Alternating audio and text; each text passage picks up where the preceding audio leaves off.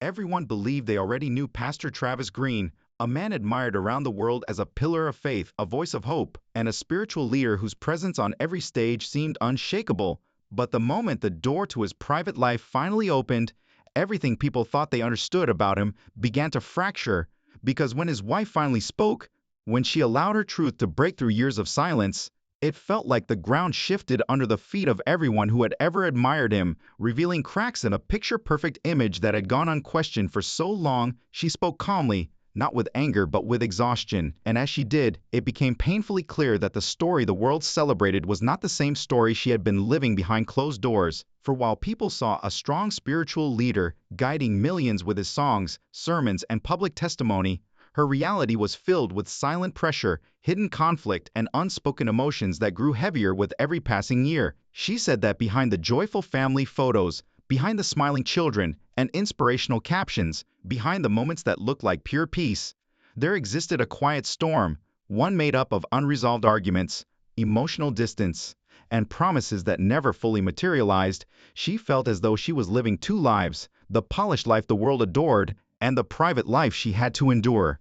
According to her, the deepest wounds came from moments where she felt unheard, where she tried to open her heart only to feel the conversation end before it even began, where the man who preached about truth and love sometimes showed a different face at home, one she didn't recognize. She carried those moments alone, believing love had the power to repair everything, but as silence settled in and the distance between them widened, she found herself sinking deeper into loneliness. She revealed nights filled with long arguments that never reached resolution, promises made in desperation but forgotten in routine, and decisions, big family decisions, made without her voice being considered, decisions that shaped their lives without her knowledge or input, leaving her feeling invisible in her own home. What made her confession so heartbreaking was not just the pain she described but the fact that she didn't speak from bitterness. She spoke from a place of deep emotional exhaustion, from a heart that had held everything in for far too long. She said she had reached a point where she could no longer pretend, where she could no longer stand on the sidelines of her own marriage, where her reflection no longer felt like her own. She looked at the life people admired, this life that seemed so perfect, so blessed, so full of light, and she questioned whether it had ever been real or if it was just a carefully polished image created to keep the world applauding. She admitted she often felt like she had no one to confide in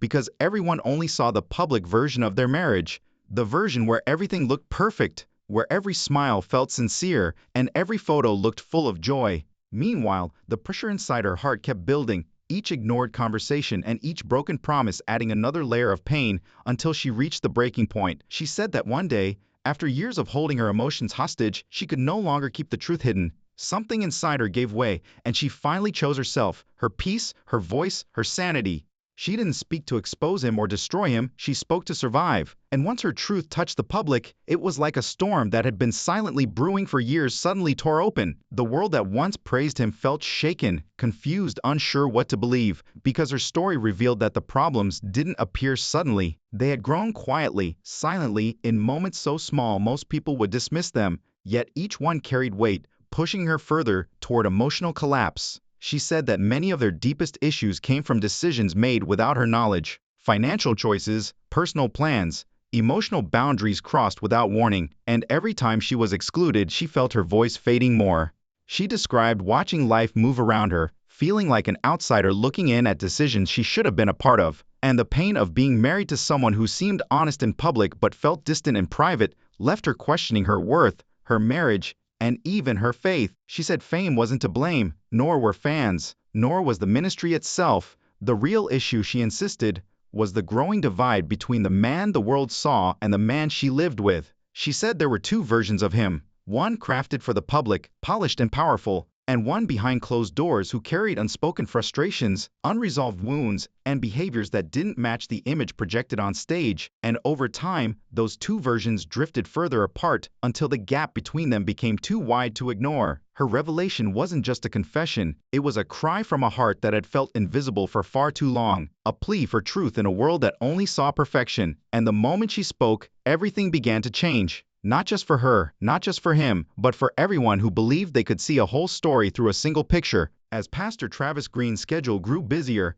as applause followed him through airports and sanctuaries, as responsibilities piled higher and higher on his shoulders, His wife said she felt herself quietly fading into the background of his life, watching him shine for the world while she slowly disappeared from his priorities, living a story that was heartbreakingly different from the one the public believed. She described moments where she tried to pull him closer. She cooked his favorite meals, supported him through long nights, stood beside him at ministry events, tried to hold their world together, but said the effort felt painfully one-sided, as if she was the one holding the entire foundation of their marriage while he carried the world. And she talked about nights where she waited on the couch for him to come home, clinging to the hope that they would talk, reconnect, and repair what was slowly breaking, only to have those nights end in silence, excuses, or the kind of emotional distance that leaves a person questioning their place in the life they helped build. She said she realized the marriage wasn't falling apart from one dramatic moment, but rather from a series of small quiet wounds.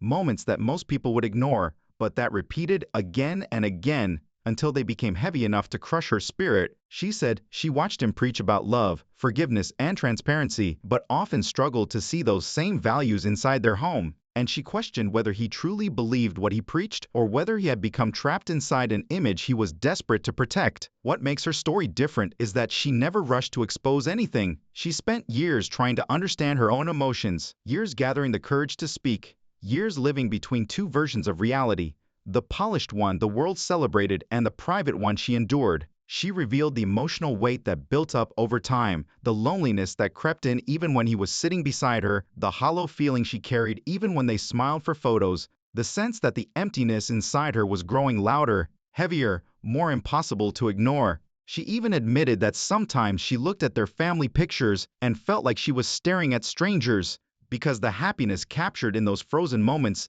didn't match the heaviness in her heart. And that was the moment she realized that if she stayed silent, the truth would remain buried and her pain would only deepen. Then destiny shifted unexpectedly. A series of personal moments she refused to ignore made her understand that silence was slowly destroying her from the inside.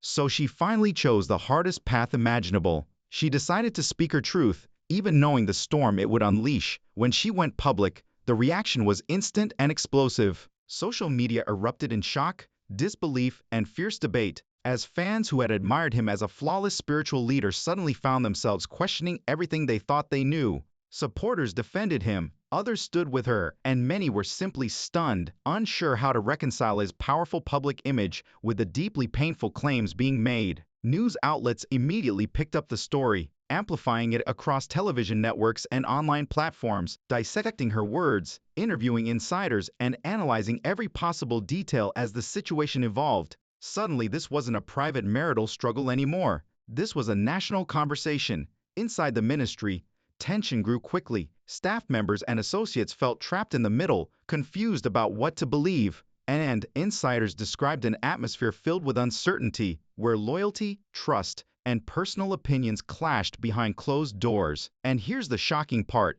People who had been closest to Pastor Travis for years admitted they were stunned by how much they didn't know. It became painfully obvious that the perfect public image had shielded a private battle that touched everyone around him. Her claims forced people to review his work through a different lens. Followers began rewatching past sermons, interviews, and church events, searching for signs they may have overlooked. And suddenly, small inconsistencies, tiny details that once seemed harmless, took on new meaning. Her revelations were no longer just about marriage problems. They sparked a broader conversation about integrity, leadership, authenticity, and whether a leader's private life aligned with the values they preached. Everything he had done publicly was now under a microscope, and the world couldn't ignore the contrast between the man on stage and the man described behind closed doors. Emotionally, the impact was enormous. She said speaking out brought a strange mix of relief and fear: fear of backlash, fear of judgment, fear of losing the respect of people who had trusted them for years. But she insisted she chose truth because honesty mattered more than protecting a flawless illusion.